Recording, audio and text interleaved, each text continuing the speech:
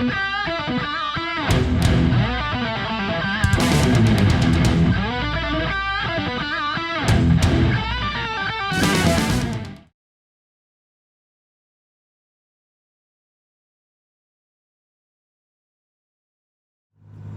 guys, Mack here with Ironside Ranch, and on my way out to the property this morning to get some work done.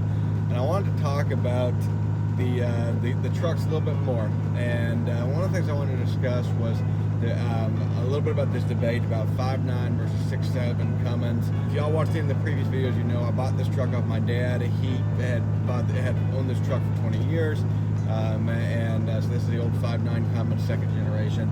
And then he upgraded and he bought a 6.7 Cummins. And he's been really, really happy with that 6.7 Cummins. 6.7 Cummins is a very, very nice truck. The 5.9 Cummins I like better in a lot of ways, and in a lot of ways the 6.7 Cummins is nice. The 6.7 Cummins, you get a little bit more power. It's definitely a torquier engine.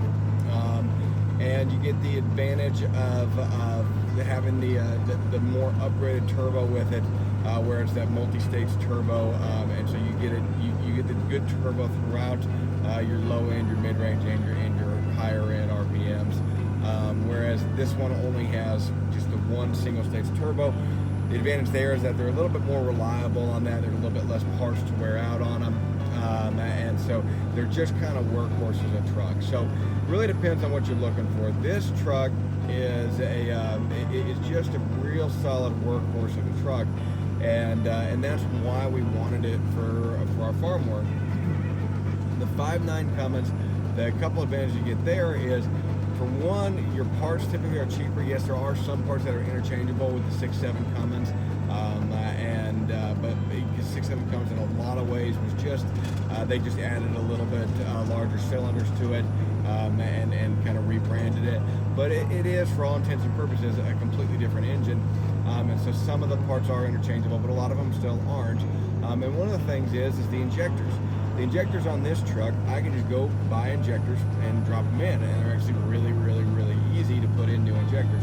On the 6.7 Cummins, you actually have to put the injectors in, and then you have to retune the engine to accept those injectors, and reprogram it, because it maps the cylinder and has some fancy crap that it does to the injectors. So a lot of those kind of small ticket maintenance and repair items can get a lot more complicated on the 6.7 Cummins than they are on the 5.9 Cummins. The 5.9 Cummins is just a very, very simple, easy engine. There's a 5.9 liter engine in front of me, there's a transmission, there's a drive shaft. I mean, it really is not that much more complicated than that. So everything goes very smooth with this one. This one has a little bit of aftermarket stuff done to it, so it's complicated things a little bit with things like the Jake brake installed, which is one of the advantages you get with the 6.7 is that Jake brake is built in. And to my understanding, it's built into the turbo on there. There's a pack brake that's in here, which has been phenomenal, and really haven't had any issues with it. Been a little bit of adjusting needed to be done and stuff like that, but for the most part, it's been a really, really solid Jake brake. So you get a little bit more features with it that you don't have with the 5.9. You can always add them aftermarket. Here I've got my gauges and everything, and a lot of that stuff now in the 6.7 that just comes factory. They have it. They have the gauge system down there on your actual instrument cluster, where you can monitor your transmission temperature and stuff like that. Now, obviously, that's really important when you have an automatic transmission. When you have the manual transmission, it's not such a big deal to be monitoring that transmission temperature, but still there is some desire to do that. So it's these aftermarket things, and they really put a lot into the 6.7 and put a lot of thought into what people are using it for and what it's designed for. And it's designed for towing and hauling heavy loads, and they really did a good job of doing that. And in order to match the torque and the payloads of the 6.7 Cummins to do it with the 5.9, you really got to do a lot of upgrades. You got to upgrade the turbo, the injectors, the intake, the exhaust. You really got to do quite a bit to it.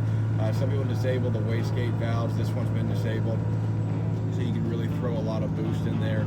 And so to get that torque match, you've got to do a lot to the engine, whereas the 6.7 comes with a factory. And the problem is that the 6.7, because it's rated in that way, you can actually have you actually have that DOT stamp on there that says yes, you can tow X amount of weight. Whereas the old 5.9 Cummins, you're not going to have that DOT stamp there. So technically, if you're towing way past what the truck is rated for, you're going to be in violation, and you can subject yourself to a ticket or a fine. And so you got to be kind of careful about that. That even though you have that torque and you physically can tow that, you're not rated to that capability, and so you don't have that option. The 5.9 Cummins is a world-renowned, reliable engine, and there's not many engines that have competed with it as far as the reliability goes of the engine. The truck itself has some problems. We know that the transmission, the 48 and 47 RE transmissions, that they're really solid transmissions if they're bulletproofed, but until then they're very weak transmissions. They have a lot of problems. We know that the front end of the truck, again, once you kind of bulletproof it and replace some of those wear parts with some higher end parts, that they're a lot better. They do still have their problems just because that heavy 5.9 Cummins really rattles and yanks around that front end, and it wears out your wear parts up there a lot quicker. But other than that, it's actually a very, very solid body. The only real computer that this thing has is that PCM, ECM, and that, you know, controls your ejectors and everything. And it controls your shift points. But it's for a modern engine, it's very, very simple. Whereas in the newer 6.7 Cummins, it's a lot more computer controlled, which is part of the reason why you're able to get those lower emissions and get a little bit more power and a little bit better gas mileage, is because of that computer control. But you have the downside of having a computer system, and it limits your ability to work on it yourself unless you have the computers to diagnose and read codes and clear codes and do bi-directional scanning. It can really limit your ability to work on it. On the newer vehicles, you're going to have an HER system, and you're going to have the DEF fluid and the particle, the exhaust particle filtration system. Whereas on this, really all you've got is a catalytic converter, and deleting it is just a matter of cutting it out and adding a new pipe if you really want to. This one I'm not going to delete because then I'm going to have trouble with emissions controls. The newer ones, you have to have that DEF fluid, and unless you delete it and you live in an area that you're able to do that, which I don't know that you can anywhere, but legally. But that the DEF systems and the EGR systems, you kind of have to have on there, and they're a little bit prone to problems. And then you run into the issue of maintaining that DEF fluid, which is just one more thing that you have to take care of with the vehicle, and so it's just a little bit more of a headache. The bottom line is that the 5.9 Cummins can be made into every bit of what the 6.7 Cummins is, as far as power and it is a notoriously reliable engine, and in a lot of ways you could say the 5.9 is more reliable than the 6.7 simply because it's been proven longer. But the 6.7 is showing to be a traditional Cummins engines with that good deal of reliability. The 5.9 Cummins is simple to work on. Parts are cheaper, significantly cheaper. I was looking at parts for it the other day for my suspension to help with that with a little bit of the death wobble. And some of the parts I was looking at were $600, and then I realized it was in the wrong year category, and it was for the newer engines and or the newer suspensions. And in the old trucks, I could get this part for $60 on what it was costing the newer parts. It was $600. One of my big features with the 5.9 is that it's cheaper to maintain, cheaper to work on. It's got a world-renowned reliability. It will tow everything that I absolutely need this to tow, and it will handle it very, very well. Hard to argue against the 5.9 Cummins, other than that now they're just a little bit older, and so this is where you start seeing seals going bad, because a lot of them are 20 years old, and you're going to start seeing some of those seals wearing out. You're going to have axle seals wearing out, stuff like that. That's not a huge deal, but it's just kind of annoying. You got to start taking care of that. We're starting to see some of that stuff go wrong with the 5.9s, where a lot of the 6.7s aren't really seeing that mileage up to that level yet. Yes, there are some people that have put real high mileage on them, but as a general overview, we're not seeing that yet. Now, the 5.9 Cummins, there's lots of people out there with well over 1 million miles on their vehicles, so we know this engine has a ton of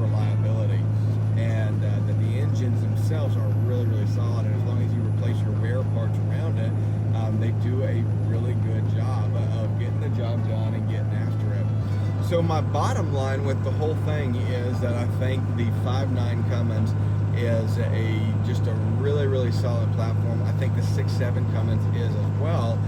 But I think the 5.9 has its inherent benefits that if you can find one in good condition with good mileage, you can get the truck cheaper, you can perform your repairs cheaper, they will still have plenty of life left on it. This one's not even at 100,000 miles yet. Then we're not dealing with all the electronics on there that a lot of us, especially guys that are gearheads that don't like, or that like to work on their own engines, a lot of us don't like all that electronic crap on our trucks.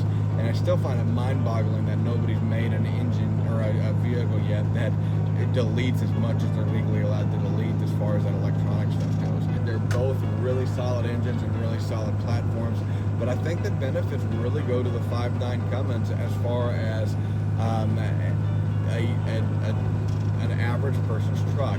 Now, if you're a hotshot driver, if you're a business owner using this for commercial stuff, that changes the game just a little bit when you look at, okay, do I want a newer vehicle that I don't have to really do anything to but oil changes and minor maintenance for the next couple of years versus having a truck that I have to spend some time wrenching on to get it up to that level. Because you are going to have to do that with the 5.9. You're going to have to probably rebuild those front ends at least one time to get some solid move parts or something up there. And so you're going to have to do that. And there's going to be some work if you got an automatic transmission. You're going to have some work to that automatic transmission if it hasn't been done already. And so that's where we run into with this. So I hope that kind of helps, guys. Those are just my thoughts on it. Like I said, I think they're both really solid engines. I think the 5.9 and the 6.7 are just great products. And another slam dunk by Cummins. I think like anything, the government tends to get in the way when they start adding in all these EPA regulations and everything that we have to hit with it. And now we have to have the DEF fluid and EGRs and stuff like that in our diesel trucks. And I think that detracts from it. I think a lot of it are the manufacturers detracting from themselves, trying to make the best vehicle and with the most gizmos on there. And I think that really kills them for resale value because it makes them so difficult to work on. I think it hurts them in the long run, even though it makes their quarterly statements look good. And so I think the manufacturers really need to spend some time saying, what of this is actually important, and what of this do we need, and what can we get rid of and make a really baseline model truck that's simple and easy to work on for these farmers and these ranchers and these people that are going to be wrenching on their vehicles themselves. And I think that's a big important thing to look at with it. Hope that helps. If you haven't, please check out the channel, subscribe if you haven't done so already. We've got a lot of good stuff coming up, especially this fall. We'll have a lot more coming out about our property, and we'll keep posting some truck videos. Those seem to be kind of popular, so we'll keep putting some stuff out here about the 5.9 and how happy we've been with this so far. So thanks again, guys, for watching. I really appreciate it. Check out our Facebook if you haven't done that as well. Thanks.